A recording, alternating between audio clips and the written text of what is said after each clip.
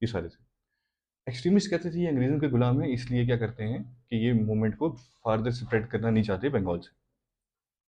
जब काफ़ी ज़्यादा इनमें फैक्ट डिफरेंस हो गया, और 1907 में तो ये हुआ था कि वो चाहते थे कि कौन बने प्रेसिडेंट। एक्सट्रीमिस्ट क्या चाहते थे? बाल गंगाधर तिलक, मैंने बताया था आपको। लेकिन कांग्रेस का ये रूल था कि जिस प्रोविंस में इसका मीटिंग होती थी वहाँ का प्रेसिडेंट नहीं बन सकता, ठीक है। तो इसलिए इन्होंने मीटिंग कहाँ करवाई, मॉडरेट्स ने? सूरत में। सूरत में जब मीटिंग कराई तो बाल गंगाधर तिलक नहीं बन पाए, और उनकी जगह किसको बनाया गया? राज बिहारी घोष। मैंने कहा था इसे याद करना, ठीक है। राज बिहारी घोष को बनवाया गया। अब क्या हुआ कि कांग्रेस में रिफ्ट हो गया। रिफ्ट क्या होता है? डिफरेंस आ गया। मॉडरेट्स और एक्सट्रीमिस्ट अलग हो गए। मैंने कहा था ब्रिटिशर्स ने फिर क्या किया? ब्रिटिशर्स ने पॉलिसी अपनाई कैरेट एंड स्टिक की। कैरेट एंड स्टिक मैंने क्या कहा था? लालच देना, एक पार्टी को लालच देना, एक पार्टी को खुश करना, और दूसरी पार्टी पे हार्डली उस पर एक्ट करना, जिससे दोनों में ज्यादा डिफरेंस क्रिएट हो। कैरेट एंड स्टिक पॉलिसी, ये ऐसे ही देख लो, कुछ वो लिखने की जरूरत नहीं है, ठीक है। जितने एक्सट्रीमिस्ट थे उन सबको जेल में डाल दिया गया। बाल गंगाधर तिलक को मांडले में जेल में डाल दिया गया, 7 साल की कैद होगी। अरबिंदो घोष ने रिटायरमेंट ले ली जेल के बाद, और वो चले गए पांडिचेरी, वहां पर उन्होंने एक आश्रम खोल दिया, ठीक है। मैंने कहा था अरबिंदो घोष बम्बे बनाते थे, चुरिया बम्बे उन्होंने कहा था, ठीक है। और बाकी जितने लोग थे, आधे तो कुछ तो भाग गए, कुछ जेल में डाल दिए गए, ठीक है। अब क्या हुआ कि आहिस्ता आहिस्ता एक फेज आया, फिर मैंने आपको लिखवाया 1913 में हुआ था, एक गदर पार्टी का स्टार्ट हुआ। जो यहाँ लोग यहाँ से बाहर सैन फ्रांसिस्को गए हुए थे, ठीक है, वो वहाँ इकट्ठे हुए। उन्होंने कहा कि इंडिया में हमें रेवोल्यूशन लाना है, तो यहाँ से हम हथियार भेजेंगे, अपने बंदे भेजेंगे जो वहाँ बच्चों को, नौजवानों को ट्रेन करेंगे, और अंग्रेजों पे क्या करेंगे? अटैक्स करेंगे, ठीक है। उन्होंने एक लिखा था जनरल, मैंने क्या कहा था, क्या नाम था उसका? गदर, द गदर, और कैप्शन क्या था उसका? अंग्रेजी राज का दुश्मन। याद रखना, एग्जाम में सीधा भी पूछ सकते हैं कि अंग्रेजी राज का दुश्मन किसने लिखा था? गदर पार्टी ने लिखा था। उसके फाउंडर कौन थे? लाला हरदयाल। बाकी नाम तारकनाथ दास वगैरह याद रखो कि नहीं रखो, लाला हरदयाल को याद रखना, ठीक है। अब क्या होता है कि 1900, उससे पहले एक चीज याद रखना कि 1909 में एक सेशन होता है कांग्रेस का लाहौर में। 1909, वहां एक शख्सियत आते हैं, आपने नाम सुना होगा, मदन मोहन मालवीय। किसी ने नाम सुना? मदन मोहन मालवीय।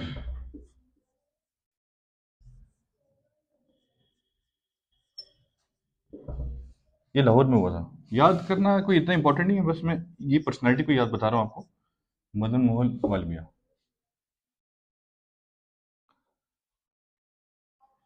रिलीजियस इंसान थे ये भी, ठीक है। हिंदुइज्म पे इनका फर्म बिलीव था, और सोसाइटी के लिए इनका भी बहुत कंट्रीब्यूशन। मैं आपको आगे बताऊंगा कि क्या क्या इन्होंने कंट्रीब्यूशन किया, बस ये नाम याद रखना, मदन मोहन मालवीय, ठीक है। अब क्या होता है कि 1913 में जब गदर पार्टी का होता है, ठीक है, गदर पार्टी जब इन्हें बनती है बाहर सैन फ्रांसिस्को में, वहां से कुछ लोग यहाँ आए भी थे, कुछ लोग पकड़वा दिए गए थे, क्योंकि वहीं उन्हीं में से कुछ गद्दार थे। शाबाश। अब 1914 में एक इंसिडेंट होता है, जिसने क्या किया, जिसने एक म्यूटिनी को, बगावत को आगाज देने का अंजाम किया, ठीक है। उसका नाम था कोमागाटा मारू इंसिडेंट। लिख लो, ये पूछते होते हैं, कोमागाटा मारू इंसिडेंट।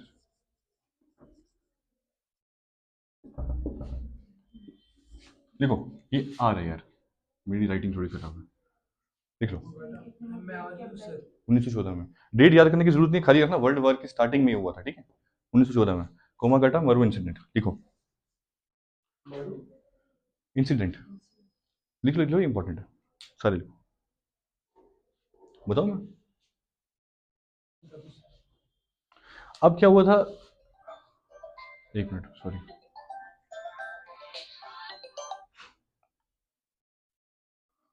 मारू जितनी भी, ये मारू जहां भी देखोगे ना, ये बेसिकली जापान ने एक स्ट्रीम लाइन बनाते थे शिप्स, ठीक है, उनको बोलते हैं मारू। ये खाली याद रखना, जापान शिप थी, स्ट्रीम लाइन शिप, शिप याद रखो खाली।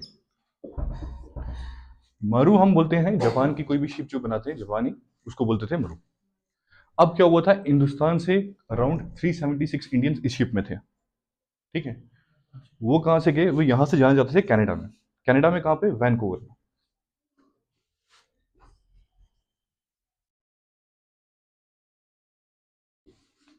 अराउंड 376 इंडियंस थे, याद रखना।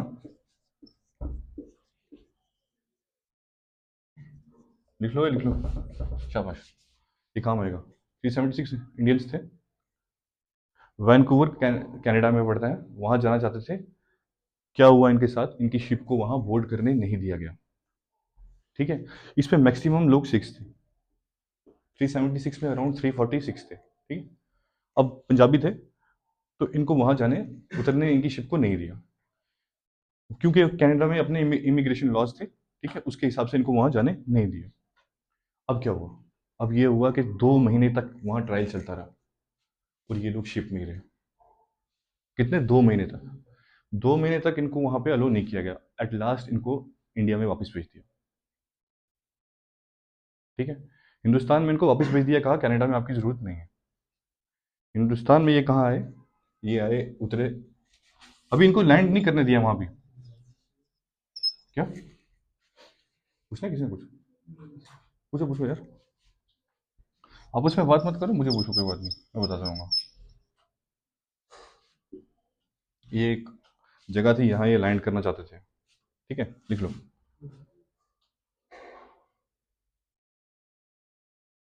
अब ये लोग थके हुए थे, 2 महीने से जहाज में थे। जब यहाँ पे आए, तो यहाँ पे क्या हुआ कि अंग्रेजों के साथ इनकी बहस हो गई। अंग्रेजों ने इनको उतरने नहीं दे रहे थे, अंग्रेजों ने फायर ओपन किया इन पे। यहाँ पे 24 आदमी मारे गए। ठीक है,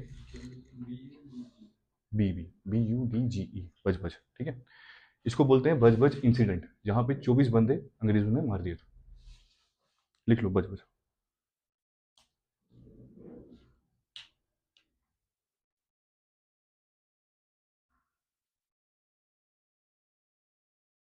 अच्छा, यहाँ मेन क्या चीज थी, यहाँ एक इंसान थे, लिख लिया हस्बैंड।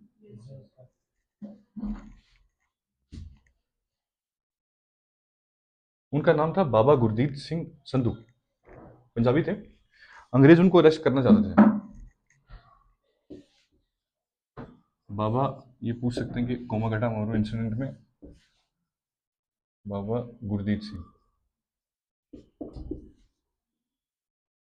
संधू, याद रखो, ये लिख लो, बाबा गुरदीप सिंह संधू। इनको अरेस्ट करना चाहते थे अंग्रेज, ये अरेस्ट हुए नहीं, यहाँ से गायब हो गए, किसी को नहीं मिले। महात्मा गांधी के बहुत बड़े फैन थे ये। अब हम आगे देखेंगे, जब महात्मा गांधी से ये मिले, तो 1922 के बाद जब खिलाफत मूवमेंट हुई, उसके बाद महात्मा गांधी ने इनको कहा कि आप एक ट्रू पैट्रियट है। पैट्रियट क्या होता है, देशभक्त। ठीक है, तो इसलिए आप अपने आप को अरेस्ट करवा दो। तो ये उसी भावना में अपने आप को इन्होंने अरेस्ट करवाया, महात्मा गांधी के कहने पे 5 साल की सजा काटी, उसके बाद ये बाहर है। उस टाइम ये अरेस्ट नहीं हुए, उस टाइम ये वहां से एस्केप हो गए। ठीक है, बाबा गुरदीप सिंह संधू। अब इससे क्या हुआ कि जब यहाँ लोग 1922 में बाद में उन्होंने अपना अरेस्ट कर दिया। ठीक है, जब लोगों को पता लगा कि यहाँ हमारे 24 बंदे मरे, तो यहाँ हालात काफ़ी ख़राब हो गए, खासकर पंजाब में, क्योंकि वो पंजाबी थे।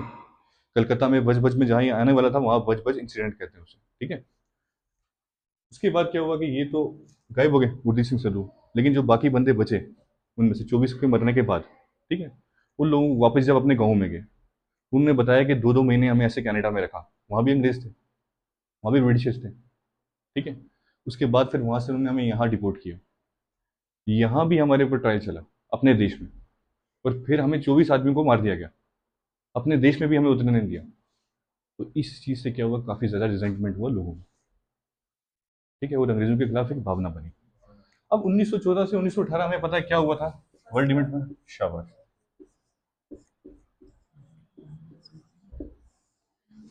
वो ये 1914, हाँ हाँ, ये ऐसे लिखते हैं।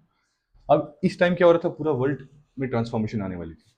मैंने आपको पहले लेक्चर में पढ़ाया था कि ओटोमन एम्पायर्स बने थे, कहाँ पे, कहाँ बने थे, तुर्की में। उसके बाद वो यूरोप में भी आए। ठीक है, यूरोप भी उनके कब्जे में था। हाँ, अब एक मसला था, जो आपका जेरूसलम, जिसको हम कहते हैं आज का, कहाँ पे जेरूसलम, वर्ल्ड हिस्ट्री में आप पढ़ते हो यार, अभी न्यूज़ में चल रहा है, कहाँ पे, कहाँ कन्फ्लिक्ट कहाँ चल रहा है, यूक्रेन और रशिया के अलावा और कहाँ चल रहा है वेस्ट एशिया में, फलस्तीन और इसराइल। ठीक है, मैं एक आपको ऐसे बता देता हूँ। इसराइल तब फॉर्मेशन इसराइल की नहीं हुई थी। ठीक है, ऐसे ही 1893 में एक थियोडर हाजल बंदे थे, ठीक है, ये लिखने की जरूरत नहीं है। उन्होंने क्या किया था, उन्हें ज़ायनिस्ट की एक फ्रेमवर्क पॉलिसी रखी थी। ज़ायनिस्ट क्या होते हैं?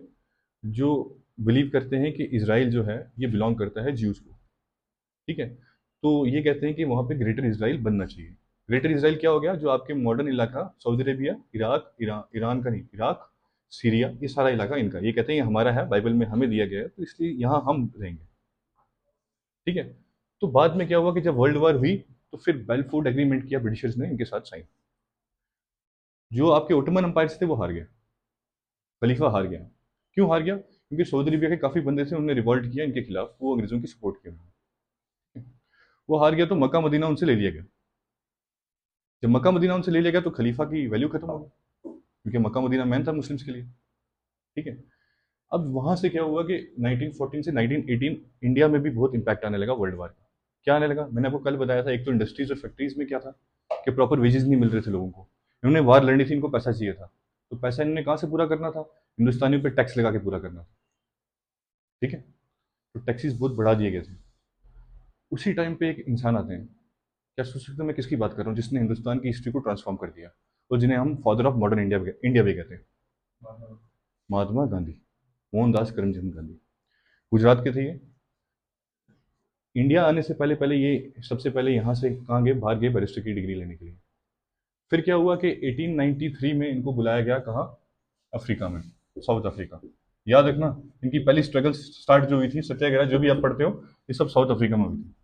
साउथ अफ्रीका में एक मर्चेंट थे, उनका नाम था दादा अब्दुल्ला। पूछते हैं कि साउथ अफ्रीका में महात्मा गांधी किसके कहने पे गए थे? दादा अब्दुल्ला, याद रखना। उससे पहले फॉरेन जाते रहे, लेकिन साउथ अफ्रीका में पहली बार गए थे। दादा अब्दुल्ला मर्चेंट थे एक, इनके कहने पे वहां गए थे इनका केस लड़ने के लिए, ठीक है। देखो, लिखा।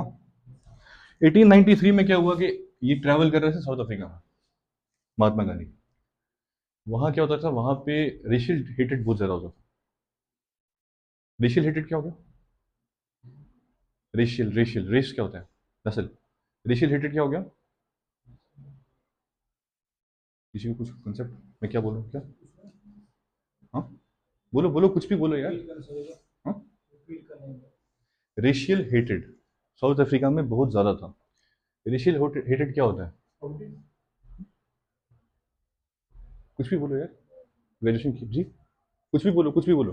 क्लास है यहाँ, क्लास का मेन मोटिव होता है आपको बोलना है, आपको कॉन्फिडेंस आना चाहिए। नस्ल कशी करना, ठीक है। उसमें क्या होता है कि मैं गोरा हूँ, दूसरा काला है, तो काला है उसके पास राइट्स इतने नहीं होने चाहिए, वो इंफीरियर है मेरे से, मैं सुपीरियर हूँ क्योंकि मैं गोरा हूँ।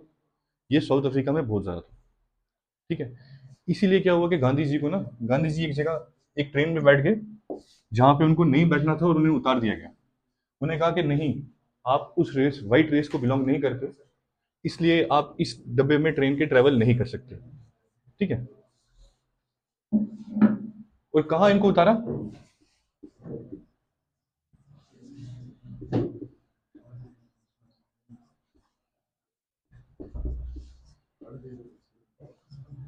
आपस में बात मत करो, इधर देखो, याद रखना। 1893 में जब ट्रेवल,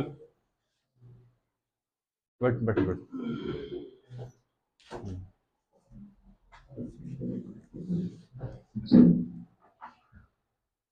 तो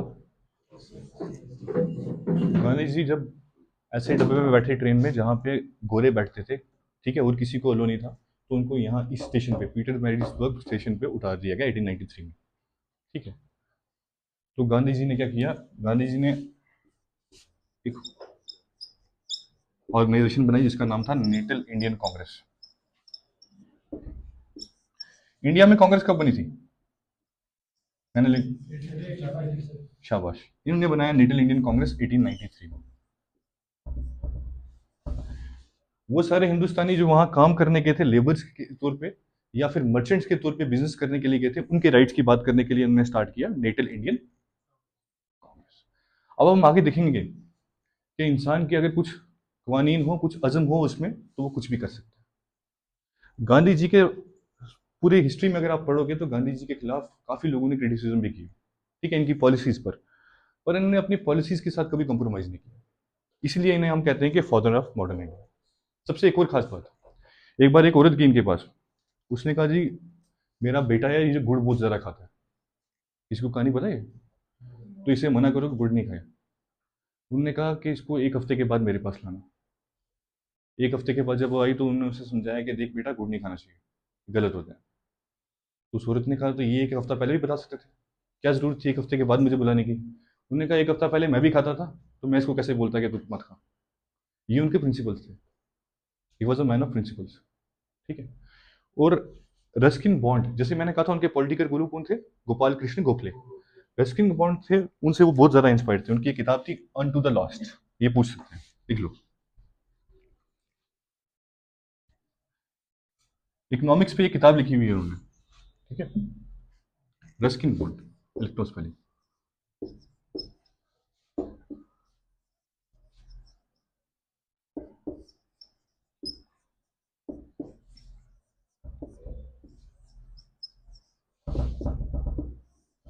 लिखो, लिखो, लिखो शब्द सारे लिखो। नहीं लिख रहा मैं, इधर हो जाता हूँ, कोई नहीं, लिख लो।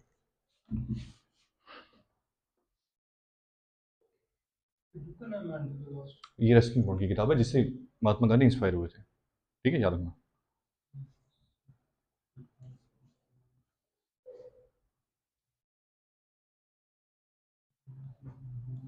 लिख लिया। इससे इंस्पायर होकर उन्होंने क्या किया, फिनिक्स फॉर्म। ये पूछते होते हैं गांधी जी ने, ये किसने बनाया था फिनिक्स फॉर्म, याद रखना गांधी जी ने बनाया था फिनिक्स फॉर्म। ये भी सीधा सवाल आया हुआ एग्जाम में। ये किताब थी इकोनॉमी की, ठीक है। इसमें था कि इंसान को सर्वाइव करने के लिए क्या क्या करना चाहिए।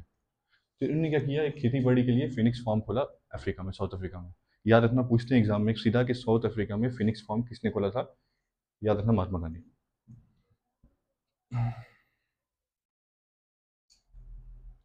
लिख दिया। यहीं पे उन्होंने एक न्यूज़पेपर भी स्टार्ट किया था, उसका नाम था इंडियन ओपिनियन। लिख लो, ये भी इंपॉर्टेंट है, स्टार लगा दो इसको। जो जो मैं लिखवाऊंगा इनका याद रखना। 1903 में स्टार्ट किया था, डेट याद मत करना, नाम याद रखना कि इंडियन ओपिनियन न्यूज़पेपर किसने दिया था, एग्जाम में बहुत बार पूछा है।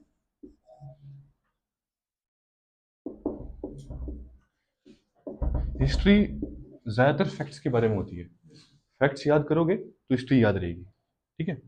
इंडियन ओपिनियन लिखिए, हाँ न्यूज़पेपर लिखा। महात्मा गांधी की बात चल रही है। अब उसके बाद क्या हुआ कि जैसे मैंने कहा कि साउथ अफ्रीका में रेशियल हेटेड बहुत ज़्यादा था। 1906 में उन्होंने एक और कानून पास कर दिया, ये लिखना नहीं है, ये सिर्फ समझना, ठीक है। उन्होंने क्या कहा कि जितने भी इमिग्रेंट्स हैं आपके, जो बाहर से साउथ अफ्रीका में आए हैं, साउथ अफ्रीका में ज़्यादा जो है वो राइट्स वो वाइट्स को मिलेंगे, अंग्रेज लोगों को मिलेंगे, ना कि बाहर के लोगों को मिलेंगे। हमें वो ब्राउन्स कहते थे और जो अफ्रीका के लोग थे उनको काला कहते थे, ठीक है। उन्होंने कहा जितने भी लोग हैं इन सब के लिए एक सर्टिफिकेट बनाओ, इमिग्रेशन सर्टिफिकेट हमेशा इनके पास होना चाहिए। वो कहीं भी ट्रैवल करते हैं, कुछ इलाके ऐसे हैं जहाँ पे सिर्फ गोरे रहते हैं और वहाँ पे इनको ट्रैवल नहीं कर सकते, ठीक है। लेकिन अगर कहीं ट्रैवल करना है इनको ऐसे इलाकों में जहाँ पे परमिशन है जाने की, तो इनको वो सर्टिफिकेट अपने साथ लेके जाना है। उस सर्टिफिकेट में क्या था, इनके फिंगरप्रिंट्स भी थे। 1906 की बात है, फिंगरप्रिंट्स भी थे आपके, और आपको सर्टिफिकेट अगर आपके पास नहीं है तो आपको डिपोर्ट कर दिया जाता है या जेल में डाल दिया जाता है। तो गांधी जी ने इस चीज़ को जब देखा तो उन्हें काफ़ी बुरा लगा। तो वहाँ पे उनकी क्या हुआ, उनकी स्ट्रगल स्टार्ट हुई सत्याग्रह की। याद रखना सत्याग्रह सबसे पहले स्टार्ट कहाँ हुआ था, साउथ अफ्रीका में, इंडिया में नहीं हुआ था, ये भी याद रखना। सत्याग्रह देखो,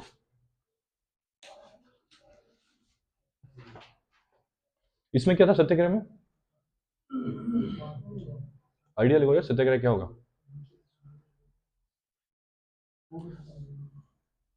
क्या कुछ समझ नहीं आई, पूछो पूछो। गांधी जी अभी कहाँ पे हैं? गांधी जी हिंदुस्तान में जब आएंगे तब मैं बताऊंगा कि हिंदुस्तान में क्या स्टार्ट हुआ था। अभी मैं साउथ अफ्रीका के बारे में पढ़ा रहा हूँ, तो वहाँ पढ़ो। देखो हिस्ट्री मैं आपको पढ़ा रहा हूँ, लेकिन इसके बाद आपको घर जाके रिवाइज भी करना है। कल ये कॉपी खोलोगे ना? हाँ, नोट्स मुझे याद नहीं था, मैं भेज दूंगा, कोई बात नहीं यार, मुझे याद नहीं रहता, भेज दूंगा। हाँ हाँ, भेज दूंगा। पर ये नोट्स आप तभी समझ आएगी, ये मैंने ऐसे लिखा कि पढ़ाने के क्लास में, ये आपको तभी समझ आएगी जब आप क्लास में पढ़ोगे। ये ऐसे समझ नहीं आएगी। नहीं नहीं, मैं भेज दूंगा, कोई बात नहीं। जब घर जाते हो इसको खोलो, एक बार पढ़ो। अभी तक जितने बनाए सब भेज दूंगा, कोई बात नहीं, ठीक है? पढ़ो। अगर पढ़ने का मन नहीं है तो कुछ और करो, टाइम वेस्ट मत करो। मैंने आपसे बहुत लोगों को कहा था क्लास में कल के सिलेबस निकालना, देखना मेंस का सिलेबस, किसी ने देखा आपने से कर जाके? तो यार हिस्ट्री का नहीं, मैंने कहा था जेके पीएससी या आईएएस का सिलेबस उठाओ, मेंस का सिलेबस देखो कि जीएस 1 में क्या पढ़ना है, जीएस 2 में क्या पढ़ना है, 3 में क्या पढ़ना है, 4 में क्या पढ़ना है। तैयारी अभी से शुरू कर दो। 2 साल अपनी जिंदगी के बेस्ट दे दो। होता है तो ठीक है, नहीं होता तो कुछ और करो। ऐसे टाइम मत वेस्ट करो, ठीक है?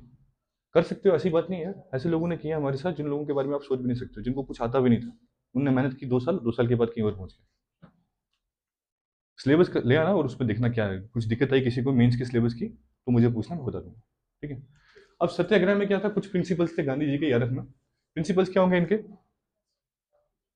ट्रूथ सबसे बड़ा, लिखने की जरूरत नहीं है, बस समझ लो कि सच बोलना हमेशा, चाहे कोई भी सिचुएशन हो। दूसरा, नॉन स्टीलिंग, चोरी वोरी कुछ नहीं करनी है, ठीक है? और इनका सबसे मेन इंपॉर्टेंट प्रिंसिपल था नॉन वायलेंस। ये कहते थे किसी भी मैटर में आपको वायलेंस को सपोर्ट नहीं, वायलेंस क्या होता है, सपोर्ट नहीं करता। मैं वायलेंट मीन्स को सपोर्ट नहीं करता, चाहे कुछ भी हो, मैं हमेशा नॉन वायलेंस को सपोर्ट करूंगा। यही रीजन है नॉन वायलेंस का कि इनको सपोर्ट करने का। हम बाद में देखेंगे कि जब भगत सिंह वगैरह को फांसी हो रही थी तो गांधी इरविन पैक्ट हुआ 1931 में, हम पढ़ेंगे। तो इन्होंने जब इनको कांग्रेस ने कहा कि आप बात करो, ये भगत सिंह का फांसी का इशू तब पूरे पान इंडिया मूवमेंट था 21 में, ठीक है? तो इनकी फांसी रुकवा दो। इन्होंने लॉर्ड इरविन से बात की तो लॉर्ड इरविन ने माना नहीं। तो फिर ये भी पीछे हट गए, क्योंकि ये कहते थे कि मैं किसी भी वायलेंस को सपोर्ट नहीं करूंगा, चाहे वो अंग्रेजों के खिलाफ हो या हिंदुस्तानियों के खिलाफ, ठीक है? याद रखना इनको। नॉन वायलेंस पे ये कभी भी कंप्रोमाइज नहीं करते महात्मा गांधी। यहां तक लिख दिया? अब क्या हुआ कि इन्होंने बनाया पैसिव रेजिस्टेंस एसोसिएशन, लिखो। पैसिव रेजिस्टेंस एसोसिएशन 1906 में ही बनाया गांधी ने, जब उन्होंने वो इमिग्रेशन वाला एक्ट पास किया, पैसिव रेजिस्टेंस एसोसिएशन। ये भी पूछ सकते हैं कि पैसिव रेजिस्टेंस एसोसिएशन किसने बनाया था? महात्मा गांधी, लिख लो पैसिव। पैसिव, पैसिव क्या होता है? एक्टिव पैसिव पढ़ा इंग्लिश में कभी? पैसिव क्या हो गया?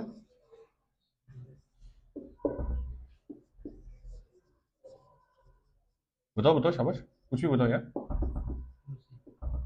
पड़ोसी? तो नेबर क्या होगा फिर? बताओ बताओ, पैसिव कोई आइडिया लगाओ, कुछ भी बोलो यार। किसी को पता पैसिव, एक्टिव पैसिव पढ़ा इंग्लिश में? पढ़ा आपने? पैसिव क्या होता है?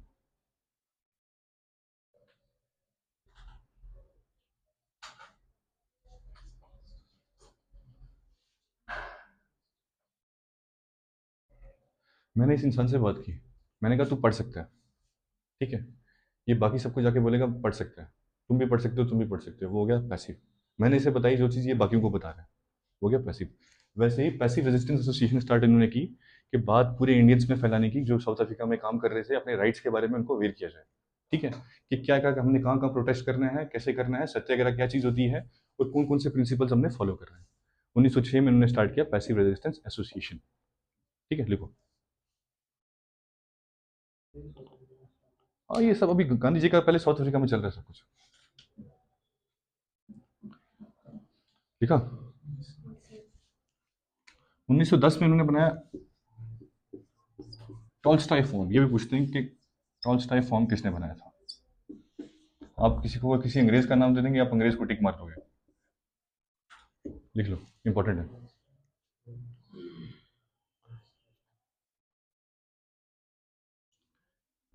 इस फॉर्म की सबसे बड़ी खासियत थी कि जितने भी लोग वहां सत्याग्रह कर रहे थे ना, जिनके पास रहने के लिए जगह नहीं थी, उनको इस फॉर्म में रहा जाता था। वो इस फॉर्म में रहते थे, टॉल्स्टॉय फॉर्म में। और इसकी फंडिंग किसने की थी, कोई सोच सकता है? किसी को आइडिया?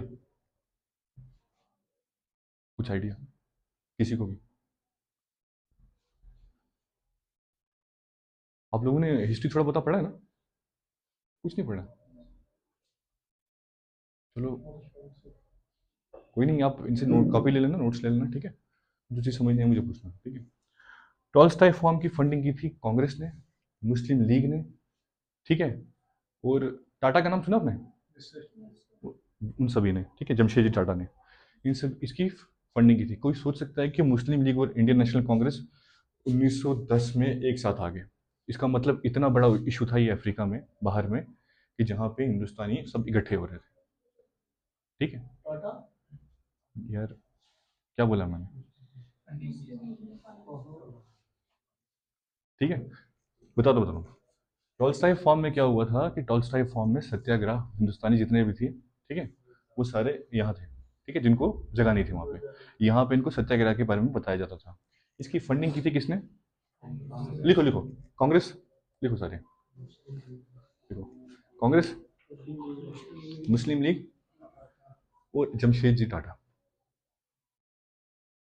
चले आगे, और जमशेदजी टाटा, जमशेदजी टाटा। टाटा फॉर्मेशन इन्होंने किया है। टाटा में आज कौन है? रतन टाटा के बारे में हम सुनते हैं, वो नैनो का जो सुना था, टाटा नैनो जो चल रहा था, वो यही था। एयर इंडिया भी अब उन्होंने खरीद लिया, ठीक है? जमशेद जमशेद जी टाटा। यार ये नहीं पूछेंगे कि मैं बस आपको आइडिया था, ऐसा लिख लो, जमशेद जी टाटा, ठीक है? पारसी थे ये, बहुत बड़े। पारसी का मैंने क्या बताया था, फेस्टिवल कौन सा था न्यू ईयर वाला? नवरोज, याद रखना। लिखो लिखो लिखो, टॉल्स्टॉय फॉर्म लिख दिया। अब क्या हुआ वहां पे, उन्होंने एक और कानून पास कर दिया कि जो भी हिंदुस्तानी यहाँ अफ्रीका में आके शादी करेगा ना, उसकी शादी इलीगल होगी। तो ये चीज़ हिंदुस्तानियों को बड़ी बुरी लगी। उन्होंने कहा यार शादी तक पहुंच गए हैं, ये तो हमारा पर्सनल मैटर है, हम कहीं भी करें। ये इसको भी कह रहे हैं कि इलीगल है, लीगल नहीं मानी जाएगी अगर आप साउथ अफ्रीका में शादी करोगे। तो उसके खिलाफ भी उन्होंने सत्याग्रह किया। और एक चीज़ याद रखना, ये आपको कहीं नहीं मिलेगा, मैं लिखवा रहा हूँ। एक सत्याग्रह था, उसका नाम था वर्कसिस्ट। एक जगह पड़ती है ये, VOL की है ये, ठीक है, SUST, VOL के, ये की है, SUST, वर्कसिस्ट सत्याग्रह।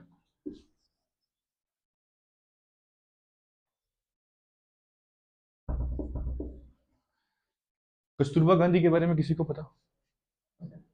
कौन थे कस्तूरबा गांधी? महात्मा गांधी की वाइफ। उन्होंने ये सत्याग्रह स्टार्ट किया था इसके खिलाफ 1913 में, जो लॉ लाया था अफ्रीकन्स ने कि इंडियंस की मैरिज यहाँ पे इलीगल होगी, उसके खिलाफ स्टार्ट किया था वर्कसिस्ट सत्याग्रह। एग्जाम में सीधा पूछ सकते हैं कि वर्कसिस्ट सत्याग्रह किसने स्टार्ट किया था, और कोई भी नहीं सोच सकता कि कस्तूरबा गांधी ने स्टार्ट किया था अफ्रीका में। कस्तूरबा गांधी, कस्तूरबा, ये लिख लेता हूँ स्पेलिंग,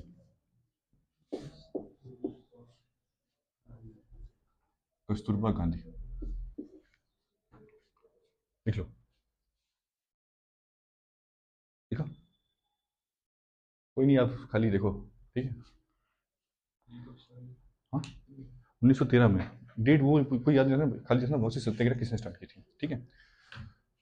अब गांधी जी का वहां काम जब खत्म हुआ तो 1915 में वो आते हैं वापस, कहाँ पे? इंडिया। और कब आते हैं, किसी को कोई डेट पता? बड़ी फेमस डेट है ये, हाँ?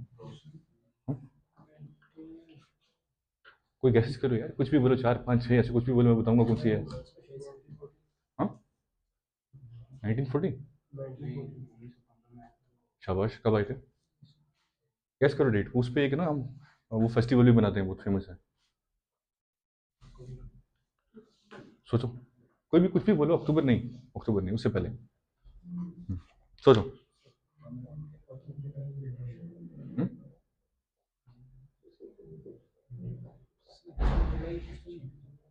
बहुत पहले,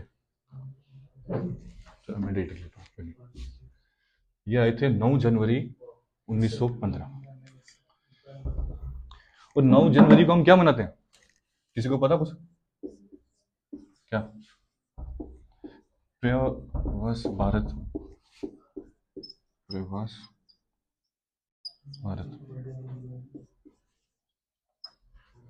जितने भी ओवरसीज सिटीजन होते हैं ना इंडिया के, NRI जो बाहर सेटल हो जाते हैं, ठीक है, वहाँ क्या होता है कि ये इस दिन को ना, प्रवासी भारत को हमारे कई बार हमारे जो प्राइम मिनिस्टर हैं वो उनको ना एड्रेस करते हैं, या उनको क्या होता है, क्यों प्रवेश भारत क्यों बोलते हैं, प्रवेश भारत इसलिए बोलते हैं क्योंकि इस दिन महात्मा गांधी जी हिंदुस्तान आए थे। और हिंदुस्तान की इससे पहले भी ऐसा नहीं है कि इससे पहले नहीं आए थे, इससे पहले एक सेशन था सबसे पहला सेशन, इसको भी स्टार लगा दो, चलो स्टार लगा दो, ये बहुत इंपॉर्टेंट है कि महात्मा गांधी ने पहला कांग्रेस का सेशन कौन सा अटेंड किया था। ठीक है, ये था कलकत्ता में 1901 में, डब्ल्यू वाचा इसके प्रेसिडेंट थे साहब। 1901 में भी वो आए थे। ठीक है, डब्ल्यू वाचा, किसी कहीं कहीं कहीं ना कहीं जगह दीना वाचा भी लिखा हुआ है, पर डब्ल्यू वाचा है। ठीक है, याद रखना, वाचा WACHA है। 1901 सेशन कांग्रेस का सबसे पहला जिसमें महात्मा गांधी प्रेसिडेंट थे, कलकत्ता सेशन था 1901 में। याद रखना, ये इंपॉर्टेंट है, एग्जाम में सीधा क्वेश्चन भी पूछते हैं कि गांधी जी ने पहला सेशन कब लगा इसके कांग्रेस का अटेंड किया था। आप लोग बोलोगे कि 9 जनवरी 1915 को वो आए थे। 9 जनवरी 1915 को वो हमेशा के लिए वापस आ गए थे हिंदुस्तान। ठीक है, उससे पहले भी वो कई बार आए हैं। और 1901 सेशन में क्या हुआ था, इन्होंने हाईलाइट किया था कि क्या हाल है, क्या कंडीशंस है जो बाहर में इंडियंस सेटल हैं उनकी। तो कांग्रेस ने भी फिर बाद में यहाँ डिक्लेयर किया था कि जो बाहर हिंदुस्तानी काम कर रहे हैं या ट्रेडर्स की तरफ पे गए हुए हैं उनको राइट्स मिलने चाहिए। ठीक है, याद रखना इसके प्रेसिडेंट कौन थे, डब्ल्यू वाचा। और कौन सा पहला सेशन था ये, 1901 का कलकत्ता का। ठीक है, अब 9 जनवरी 1915 को ये वापस आते हैं। तो मैंने कहा था गोपाल कृष्ण गोखले इनके पॉलिटिकल गुरु, उनसे मिले थे। उन्होंने क्या सजेशन किया था इनको, मूवमेंट ज्वाइन करने से पहले आप पूरा हिंदुस्तान को घूमो, वहाँ के लोकल्स के साथ इंटरेक्ट करो, उनसे देखो कि क्या क्या इश्यूज हैं पूरे इंडिया में। ठीक है, जैसे एक पैन इंडिया में, पूरे इंडिया में तो अलग अलग इशू होंगे आज भी, जम्मू कश्मीर में इशू अलग है, गुजरात में अलग है, राजस्थान में अलग है, दिल्ली में अलग है। ठीक है, तो उस हिसाब से इशू को देखो, और उससे क्या होगा कि उससे आपको पूरा आइडिया आएगा कि मूवमेंट आपने चलानी कैसे। ठीक है, इसीलिए कहते हैं कि गोपाल कृष्ण गोखले क्या थे, पॉलिटिकल गुरु महात्मा गांधी। अब 1914 से 1918 तक क्या चल रहा था, शाबाश, फर्स्ट वर्ल्ड वॉर चल रहा था। और फर्स्ट वर्ल्ड वॉर में क्या हुआ था, मतलब ब्रिटिश, हम तो अंग्रेजों के अंडर थे ना, तो हमारे फौजी ने भी पार्टिसिपेट करना था, हम भी अंग्रेजों की तरफ से लड़ रहे थे। तो याद रखना कि जेरूसलम जो इसराइल की आज कैपिटल है ना, उसको छुड़ाने में हिंदुस्तानियों का बड़ा हाथ था। हमारे फौजी वहां गए थे लड़ने के लिए, क्योंकि हम तो अंग्रेजों के साथ थे, हमें लड़ना था। ठीक है, तो उसकी वजह से क्या हुआ था कि हिंदुस्तान में क्या था, भूखमरी बहुत ज़्यादा थी, मैंने आपको बताया। हिंदुस्तानी को टैक्स था। उसके बाद एक रिग्रेशन हो रहा था हिंदुस्तानियों में कि हमें बराबर सिटीजन, इक्वल सिटीजन क्यों ट्रीट किया नहीं जा रहा है। क्यों, ये व्हाइट मैन सुपीरियोरिटी की कंसेप्ट है, जिसमें ये कहते हैं कि व्हाइट मैन हमेशा सुपीरियर रहेगा बाकियों से। हम पैदा, अगर हम गोरे हुए हैं या कोई काला पैदा हो, उसको राइट्स तो बराबर मिलने चाहिए। और एक खास बात थी कि हमारे बाल गंगाधर तिलक साहब, जिनको जेल में डाला हुआ था कब, 1907 में, 1914 के लगभग वो भी वापस आते हैं। जब वो वापस आते हैं तो वो तो चुप करने वालों में से नहीं थे, बैठने वालों में से नहीं थे, वो भी मूवमेंट बिल्डअप करते हैं महाराष्ट्र के आसपास। फिर मैंने आपको बताया एनी बेसेंट एक थी, जिन्होंने थियोसॉफिकल सोसाइटी स्टार्ट का काम कर रही थी। कहाँ पे, कहाँ कर रही थी, मैंने क्या बताया था, हेडक्वार्टर कहाँ थे उसके, नहीं याद, याद, थियोसॉफिकल सोसाइटी के हेडक्वार्टर स्टार्ट कहाँ हुई थी मूवमेंट, स्टार्ट हुई थी मूवमेंट, मैंने लिखवाया था यूएस में। और बाद में इंडिया में कहाँ थी, इंडिया में आया था अदियार, अदियार मैंने मैप बनाया था एक, मैंने कहा था मद्रास में। तो वहां कौन सी लेडी थी, मैंने लेडी की बात की थी जो बाद में फर्स्ट कांग्रेस की प्रेसिडेंट भी बनी थी, एनी बेसेंट, शाबाश। थियोसॉफिकल सोसाइटी के प्रेसिडेंट हिंदुस्तान में 1907 के बाद एनी बेसेंट। एनी बेसेंट एक आयरिश लेडी थी। आयरिश लोग क्या करते हैं, हमेशा याद रखना कि फंडामेंटल राइट्स वगैरह की बहुत बात करते हैं, राइट्स की वो हमेशा बात करते हैं। उन्होंने जब देखा कि हिंदुस्तानियों के उनके हकूक नहीं मिल रहे, तो कहीं ना कहीं उन्होंने भी हिंदुस्तानियों को अवेयर करना शुरू कर दिया। उन्होंने किताब भी लिखी थी, मैंने कल लिखवाया था, कौन सी किताब थी वो,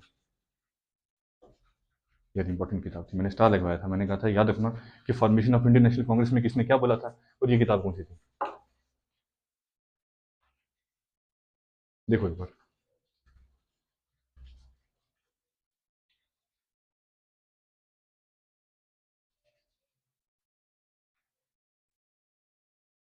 कल नहीं ऐसे, लिख लो ये किताब, देखी, देखो देखो आराम से, कोई बात नहीं है, देखो कौन सी किताब थी वो, नहीं नहीं बाकी में तो लिखा हुआ जो क्लास में बता। हनी बेसेंट ने कौन सी किताब लिखी थी जिसमें कहा था कि इंडियन नेशनल कांग्रेस की फॉर्मेशन जब अदियार में 1880 लगभग 3 के 4 में सेशन हुआ था, हमने पढ़ा था, सुरेंद्र नाथ बनर्जी और 23 के 24 डेलीगेट से उन्होंने कहा था कि हम इंडियन नेशनल कांग्रेस की फॉर्मेशन करेंगे। कौन सी थी वो किताब? लिखा था ना, कल आप क्लास में थे ना, मैं लिखवाया था ना।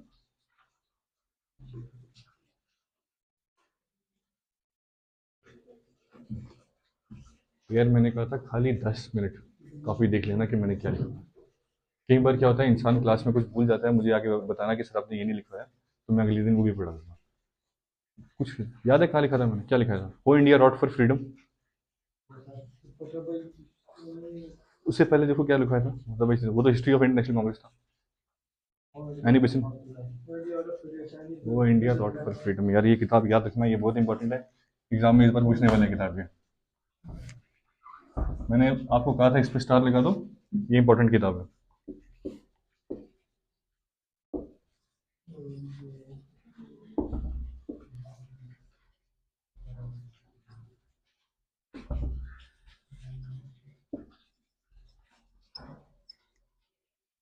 ये किताब थी,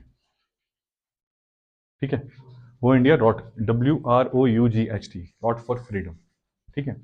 इसमें उन्होंने बताया था कि इंडियन नेशनल कांग्रेस कैसे बनी थी, ठीक है, और उसके क्या क्या इम्पैक्ट सोसाइटी पे क्या क्या हुआ, ठीक है, और जो फाउंडिंग फादर्स थे इंडियन नेशनल कांग्रेस के, उनका क्या रोल था।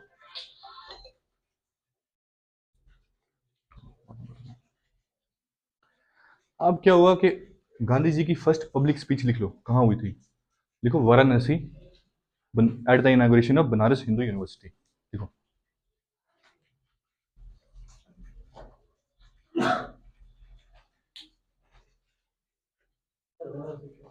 गांधी जी की फर्स्ट पब्लिक स्पीच, पहली बार उन्होंने पब्लिक में स्पीच तकरीर कब की थी? याद रखना, वाराणसी, ठीक है, at the inauguration of Banaras, Banaras Hindu university के बारे में पता है ना? बनारस कहाँ पड़ता है?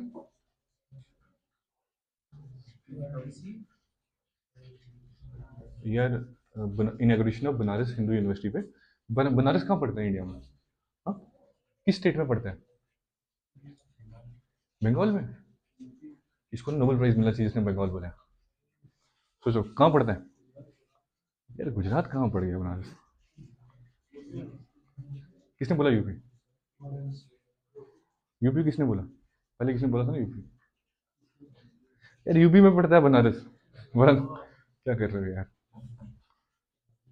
याद रखना बनारस यूपी में पड़ता है, बनारस हिंदू यूनिवर्सिटी है वहाँ बहुत फेमस है। जैसे अलीगढ़ मुस्लिम यूनिवर्सिटी है, वो भी यूपी में ही है, अलीगढ़ में। अलीगढ़ कहाँ पड़ा? यूपी में, ठीक है। वहाँ पे जब उसकी इनॉग्रेशन हो रही थी, वहाँ पे महात्मा गांधी की पहली तकरीर थी। ये भी सवाल पूछते हैं कि पहली तकरीर महात्मा गांधी ने पब्लिक कब की थी? बनारस हिंदू यूनिवर्सिटी में, ठीक है। ये चीज याद रखना बस। अब आ जाओ आगे, मूवमेंट्स इनकी देख लेते हैं थोड़ी बहुत, ठीक है। चले आगे। देखो यार ये मैप मैंने आपको कहा था देखते रहना, मैप कौन सी स्टेट में क्या है थोड़ा इंपॉर्टेंट देख लिया करो। सबसे पहला इनका इंडिया में जो मूवमेंट थी, उसका नाम था चंपारण सत्याग्रह। चंपारण कहाँ पड़ा? जिसने बताया चंपारण कहाँ पड़ा, उसको मैं कोल्ड ड्रिंक पीऊंगा, बताओ। हाँ हाँ सच में, चंपारण कहाँ पड़ा बताओ? बनारस में? बंगाल? यार बंगाल में क्यों पूछ जाते हो? चंपारण पड़ा बिहार में यार। फर्स्ट सिविल, इसको ब्रैकेट में लिखो, फर्स्ट सिविल डिसोबीडियंस मूवमेंट।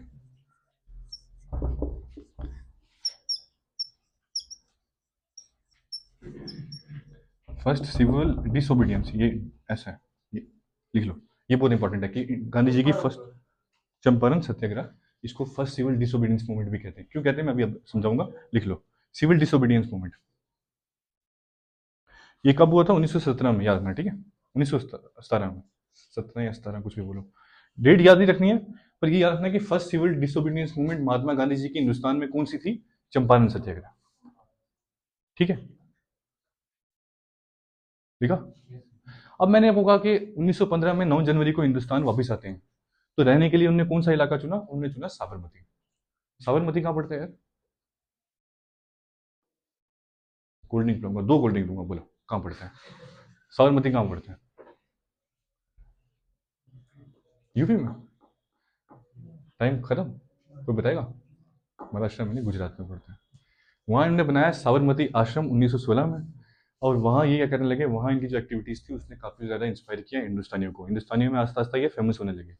अब क्या हुआ कि चंपारण में क्या होता था, 3 काथिया सिस्टम था। एक 3 काथिया, 3 काथिया, ये काथिया वो वाला नहीं है हमें, 3 काथिया, 3 काथिया सिस्टम लिख लो, 3 काथिया सिस्टम लिखो, 3 kathia system. First civil disobedience, ये जो लिख रहे हो ये इंपॉर्टेंट लिखवा रहा हूँ, ठीक है, लिख लो।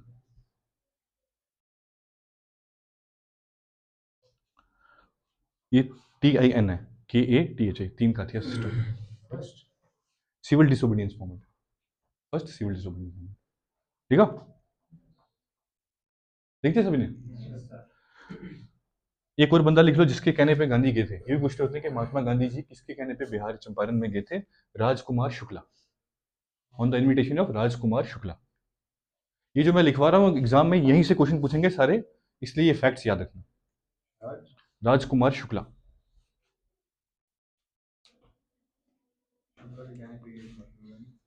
वो चंपारण गए थे, इन्होंने इनको इनवाइट किया था कि चंपारण में क्या है कि यहाँ पे क्या था कि 3 काठिया सिस्टम, मैं समझाता हूँ क्या। सपोज आपकी कोई जमीन है, ठीक है, उसको 20 हिस्सों में तकसीम किया जाएगा।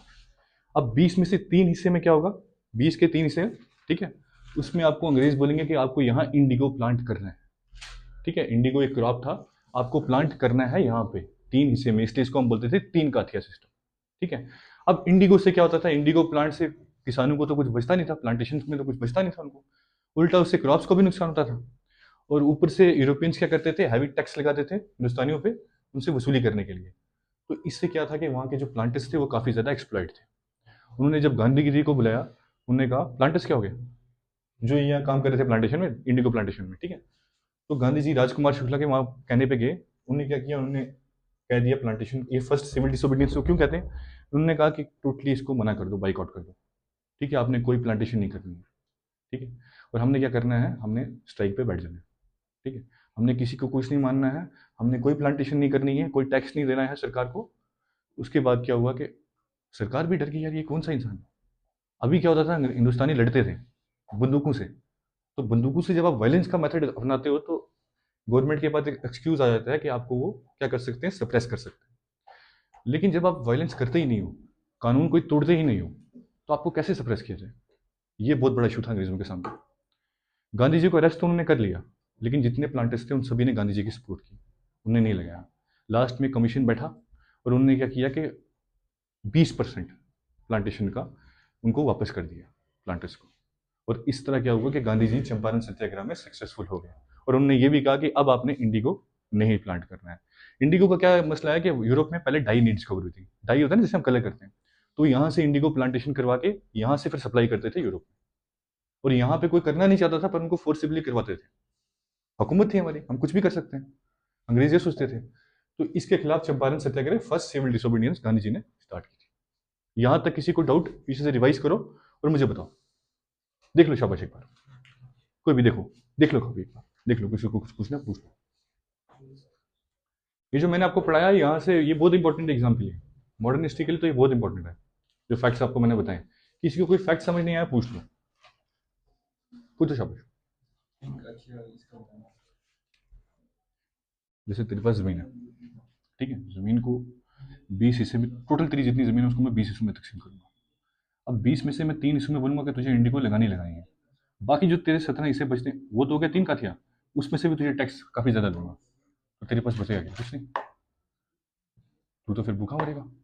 और ऊपर से जो टैक्स तेरे से मैं वसूल कर रहा हूँ वो काफी ज्यादा करूंगा, क्यों, क्योंकि तब तक क्या था कि यूरोपियन मार्केट्स में डाई नहीं थी, लेकिन डाई आहिस्ता आहिस्ता आ गई।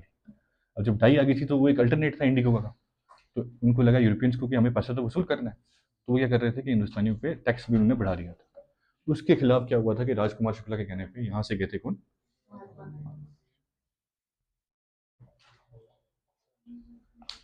देख लिया सभी ने, चले आगे, चले बस। भैया क्या करते हो, मैंने कुछ पढ़ा ही नहीं अभी तो। हाँ? टाइम कुछ फिक्र नहीं कर, एक टॉपिक को लिख लो, अहमदाबाद मिल स्ट्राइक लिखो जल्दी जल्दी, ये इजी है, ये मैं जल्दी लिखवा रहा हूँ, लिखो Ahmedabad mill strike. Mill strike, milk mill, mill पता क्या होता है? अहमदाबाद मिल स्ट्राइक, चलो लिखो मिल, मिल MILL, ब्रैकेट में लिखना फर्स्ट हंगर स्ट्राइक 1918 लिख दो साथ में, हंगर हंगर 1918, डेट याद नहीं रखना, बस खाली याद रखना जो मैंने लिखवाया ब्रैकेट में कि फर्स्ट हंगर स्ट्राइक कौन सी थी गांधी जी की और फर्स्ट सिविल डिसोबीडियंस मूवमेंट कौन सी थी। सीधा एग्जाम में ये क्वेश्चन आता है, याद रखना। लिखो, लिख दिया फर्स्ट हंगर स्ट्राइक, लिख दिया। अहमदाबाद कहाँ पड़ता है यार?